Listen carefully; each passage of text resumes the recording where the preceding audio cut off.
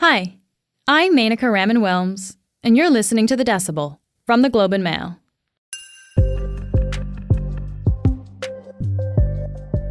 If you've made any online purchases recently, you might have seen a little line underneath your total at the checkout. Click here to pay in 4 installments. This is known as Buy Now, Pay Later. It's popping up everywhere these days, with companies like Amazon, Samsung, and Sleep Country. And some studies show it makes people spend more money. And so the real fear, and I'll say this personally, my fear is that it can lead to like massive amounts of debt being accumulated, because you think that, it's $100 here, a few $100 there, but all of a sudden it's like a few $1,000s that can get added up. Finance reporter and columnist Tim Kiladze is here to tell us more. This is The Decibel.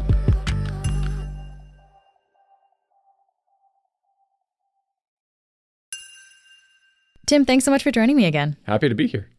So I think the general idea of buy now, pay later is pretty self-explanatory. You buy it now, you pay for it later. But how does it actually work? So there's a few different models, but in the simplest version, you buy something and you get to spread out the cost in 4 payments. So you spend $100, you put $25 up front, and then $25 more each over 4 periods. It tends to be bi-weekly, so every 2 weeks you pay the rest. And it's marketed, and it truly is kind of interest-free. There's no cost to you if you make your payments on time. So it can just be a nice way of spacing out your purchases. However, if you miss a payment, depending on the service that you've used, that's when fees can come in. Okay. So I'll give you one good example. So Flexity, which is actually a Canadian company that got purchased last year. And so it's if you want to buy a fridge, your fridge breaks and you need a new fridge, but you don't have the money right now, you can go to the Brick or wherever and get to a program with Flexity. And it'll be like no money down for 24 months. And then you start paying. With them specifically, though, I looked into this last night. They have a program with Alexanian, which is a carpet company here in the GTA. If you miss a payment, you are then subject to their interest rate is basically 30 to 38%, which is much higher than a credit card. A credit card tends to be 20%. So it looks great, but the problem or the cost of messing up is very high. And over time, so let's say like this is a $100 purchase, you split it into 4 payments. It seems like it would be $25 each. Is it actually $25 though, or are you actually paying like, $26.50 or something per payment? Like, do you end up paying more if you spread it out? In theory, no. Like it is meant to be pretty straightforward. And an important part of this that I think people don't really know because it's on the backside of it is a lot of the firms that are clean, so to speak, so they really don't charge any fees. It's like if you make your 4 payments on time, you're just good to go. They make money by charging the retailer or the merchant fees. And so the pitch to merchants has been, if you sign up with us, whether you're Afterpay or Affirm or Klarna, these are some of the company names, the buy now, pay later names, consumers like using us. They like the idea of being able to spread the payments out. But the cost of that is you pay us, the buy now, pay later firm, roughly 2 to 8% of the cost, basically the cost of the purchase. And so they make money from the retailer itself. What's in it for retailers though? Like, why would they pay for this buy now, pay later service? There have been some studies that show that consumers may spend, say, 30% more. They'll just add more to their shopping cart online because, even though the total cost might be, say, $100, once you kind of hit that button and you see, it's only $25 right now, you might add more to the cart because it's less of a daunting price. How popular are the buy now, pay later services in Canada today? Like, do we actually know? On the outside, the average person doesn't know. I'm sure, obviously, the retailers know how much is being spent to these platforms, but it's been really hard to get information. You will see reports come out about how, by 2030, the potential for this is $500 billion or whatever some crazy number is. But it's been really tricky to know exactly how much is being used right now. Canada, for sure, has been a laggard relative to other countries, particularly like the US. And that's partly a function of our culture here. We're a bit slower to adopt new technologies. So an example I would give is, in the US, you might hear about Venmo, which is a way to like transfer money between friends. Right. Venmo didn't really take off here because we have Interac and everybody uses the Interac system. It's very cheap, it's an e-transfer. It's something we've known for a long time. The stat that I find is the most helpful, and it's a US one, is on Black Friday in the US last year, the stat I found was that 8.2% of consumers who were shopping online used a buy now, pay later service, which is still pretty low relative to the hype these things have gotten, but it was up from about 4% in 2020. So there's growth. But there's been so much hype around this being the future. And one of the big things is that Apple now has come out and said it's going to launch its own buy now, pay later program. So that has everybody optimistic about how this thing could kind of become the norm. But two, for a lot of the existing companies, they're like, well, if Apple just integrates this into their own Apple Wallet or whatever on your iPhone, there's no need to go to an outside service. So it could do a lot of damage to the existing players. Okay, let's just get the lay of the land, I guess, in the Canadian market then, Tim. So you mentioned Apple's got a service starting. You mentioned Flexity, Klarna. What services are actually out there for Canadians right now? There's a lot. And it's really hard to keep track of them, to be honest. It's more like it's the norm now versus the exception, or whatever the phrase is. And therefore, it's pretty much every site, if you're shopping online, will have a version of this. And one thing I really want to stress is that a lot of what they're offering isn't new. Like buy now, pay later has existed for years. I remember going shopping with my mom at Sears when I was 8 years old or whatever. And they would always ask you, around Christmas time, do you want to purchase this on layaway? And it just meant you just pay for it over time. But it was a very clunky process. These firms have just tried to kind of digitize the process. And so it's not that new. The concept is not that new. The concept is not that new. I guess the way that people are interacting with it seems to be because now we're shopping online, and so there's the option there. Yeah. And another difference now is it's being used for smaller purchases. Whereas before, I keep using the fridge example just because that's a very tangible thing that you can understand. Now, it's on Lululemon sites. You want to buy a new sweater or yoga pants or whatever, you can do it. You can do it with small items, and it's on fast retailers like Shein and Zara. And then it kind of raises the question of should you be really paying for, a $50 purchase in 4 installments? If you can't afford the $50 purchase, should you really be doing it? It's different if you are buying that item, like a washing machine that broke and you just don't have the money. That's a very different situation from buying some new clothes that you might return half of them anyway. We'll be right back.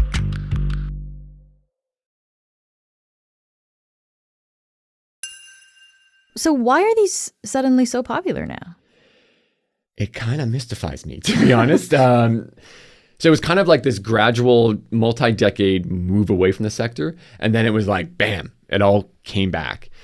And I think it's just part of the digital economy. It kind of came back in this new form. And it's now it's at the point of checkout online. And it's just very simple to do. It's literally you click a button and enter some information, but you can do it in 2 minutes. Whereas before it used to be you're at the retail counter. They often had to call their credit department.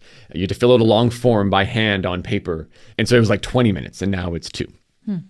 I've got to wonder about inflation, something that we keep talking about on the show because it's really kind of it's part of the zeitgeist these days. How does inflation affect how much people are using these services or might use these buy now, pay later services?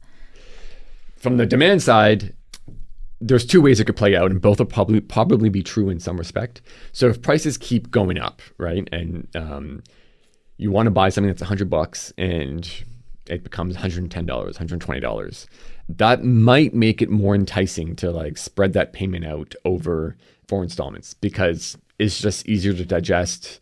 You may not have enough money saved or whatever the case may be.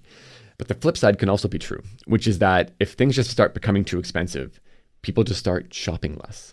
And, if a recession hits, people lose their jobs. There's just less, what you would say in economics, aggregate demand. There's just less demand in the market for goods. On the other side, on the back end, for these buy now, pay later firms, a lot of them, they might borrow money or they get money from investors that they kind of dole out. But at the end of the day, they borrow. And then the thinking is that they borrow and they lend that money out at a higher rate. So I was saying with Flexity before, if it's around 30%, there's a huge margin or spread in there where they can make money. If people miss payments, then they're making money. Exactly. The problem now, though, is that just like with mortgage rates, just like with interest rates in general, all rates are going up. So the rate at which they borrow money is rising. So therefore, that compresses their margin, their spread, and it just makes a business model a lot tougher. These firms really got a jolt of, I don't know, adrenaline, whatever you want to call it, by the pandemic. Because yes, e-commerce sales boomed and it felt like this was the future and everything was going to be online. What we're seeing now is that actually e-commerce sales not only kind of hit their ceiling for now, but they're actually starting to fall again. So that's hit everybody. It's not just these buy now, pay later firms. Amazon's been affected. Shopify's been affected. That's why their stocks have taken hits. And it's really kind of sent this chill across the sector because, some numbers here are, so Square, which is now called Block, but they're kind of a payments company. They bought Afterpay, which is another one of the big buy now, pay later firms for $29 billion US last year. The acquiring company is now down 75% since. A firm, one of the buy now pay laters, their stock, they actually trade on their own, is down 89% from its peak last year. So this huge bubble has popped, and most of these firms, I would say almost all of them, really don't make money. They don't make money. They don't make money. And so that's why, if I sound too skeptical, I'm not trying to be. I think it's a real legitimate business, but there was just way too much hype built around it. So these companies are essentially loaning you money. It sounds like you're not actually getting a credit score check or anything when this happens. Is that right? For the most part, yes. When you go through the process, they do a quick credit score check. And for people who don't know this, if you actually do a full credit check, if you're somewhere and they require a full credit check, it can actually dent your credit score. Yeah. Okay. So a lot of these firms have said, no, we don't do full checks. And it's true. They do a quick one. And so kind of using your information you have to enter, they can do a really quick check to see if there's any kind of major red flags out there in the market. But that's a really important point, though, because we talked about, yes, if you miss a payment, there's high interest rates that you're then paying back. But missing that payment could actually dent your credit score, too. That could be a big consequence. Totally. And at the end of the day, it is a version of a credit card. And these firms really do not like that image out there. They're really out there trying to say, we're making it easier for people to spend or whatever. It all seems very simplistic. But it's a credit agreement, and if you never pay the money back, they're gonna ding you. It's not just this mystical thing where it's the money just disappeared and whatever, And it's even more relevant for the big tickets, they will really come at you, and that can hurt your credit score. Is there any regulation around these kind of services?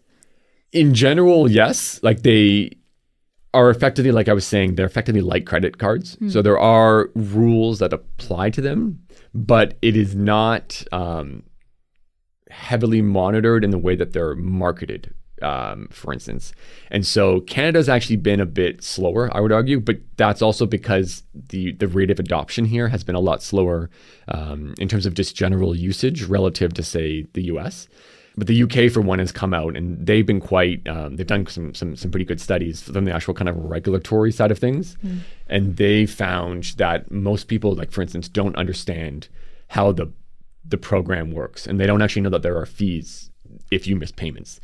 And I will say, again, myself, I was trying to look up last night some of the fees to see if it's more kind of clear now. And it's not. So someone who's even financially literate like me, I cover finance. It is not clear. You kind of have to dig into the credit agreement, so to speak.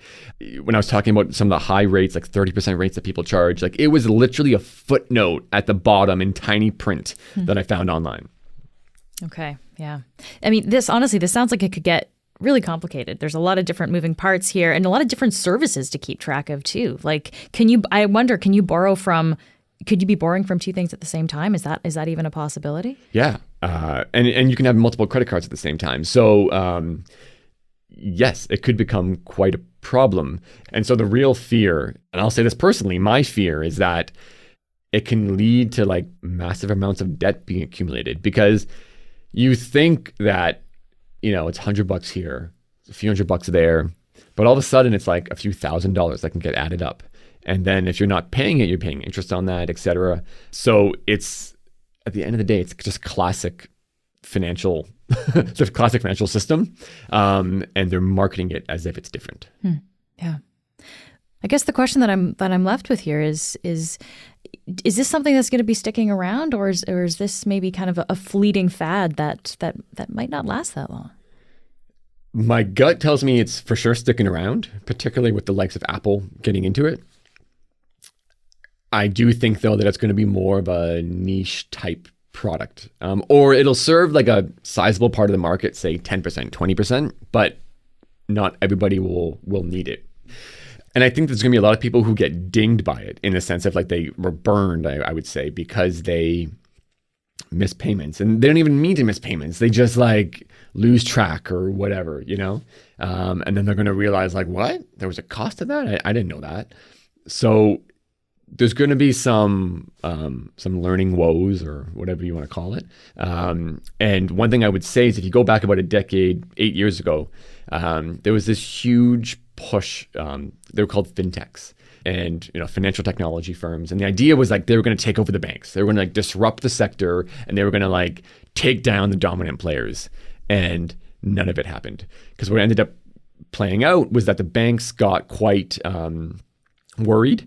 And it forced the banks to be more competitive and kind of launch similar offerings. And you're already seeing that, right? RBC, Scotia, et cetera. They're launching versions of buy now, pay later. But that being said, I think it's real. It's not some like silly thing. Layaway has existed for decades. And so therefore there'll always be a part of the market that wants it. So what advice would you actually give people who are going to be using this service, this buy now, pay later service? Number one, it is not free money. There are some services that, want to make it as clean as possible. So if you make all your payments, you're good to go. But it is a form of credit. At the end of the day, if you are not paying everything up front, they are effectively loaning you money until you pay it back. And no one's going to loan money for free. That is as simple as it gets. The other thing I would say is that it's probably going to get quite easy to lose track of what you're spending and where. Because you can spend $50 here and $75 there, maybe on different platforms. It is really easy to lose track. And that's not just like a fear I have. That's what the likes of kind of the UK regulators have found in their initial kind of surveys of the market. So you kind of have to be a bit vigilant. The whole digital e-commerce model is designed to make it as easy as possible for you to spend money. And on one hand, it's nice. Like there's no friction, as they say. Like it is really nice. I have young kids. Like I want to buy diapers. It's just really nice to literally click one button and like the order's gone through. But it's a lot different when it's just frivolous goods that, maybe you didn't need. Tim, thank you so much for taking the time to walk through this today. Happy to be here.